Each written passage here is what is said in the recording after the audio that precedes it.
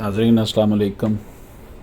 इंतहाई अफसोसनाक वाक़या लाहौर के इलाके अंदरून भाटी गेट में मकान में आग लगने से एक ही ख़ानदान के 10 अफराद जल गए। नाज़रीन इकराम, इनमें 6 बच्चे, 3 ख़वातीन और एक मर्द है। जो मर्द थे वो एक नौजवान कानूनदान थे, एडवोकेट थे।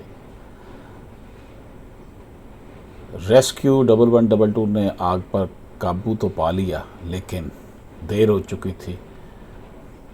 एक सिर्फ फ़र्द बच सका है, उस 18-19 साल का नौजवान उस घर में से। और ये आग जो है वो शॉर्ट सर्किट से हुई। उनके फ्रीज़र में आग लगी, जिसकी वजह से पूरा जो उनका पोर्शन था उसको आग लग गई। अंदर से कुंडी लगी हुई थी जिसको खोलने में देर हो गई और लोगों को नहीं बचाया जा सका।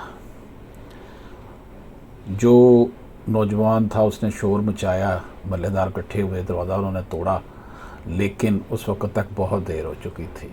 सिर्फ एक नौजवान बचा, बाकी 10 अफराद एक ही घर के अल्लाह को प्यारे हो गए।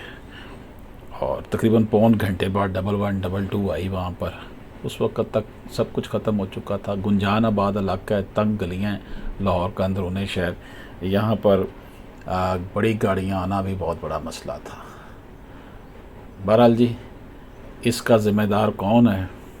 शॉर्ट सर्किट तो हुआ ही हुआ, लेकिन बर वक्त अगर इमदाद पहुँच जाती तो शायद कीमती जानें बचाई जा सकती थी।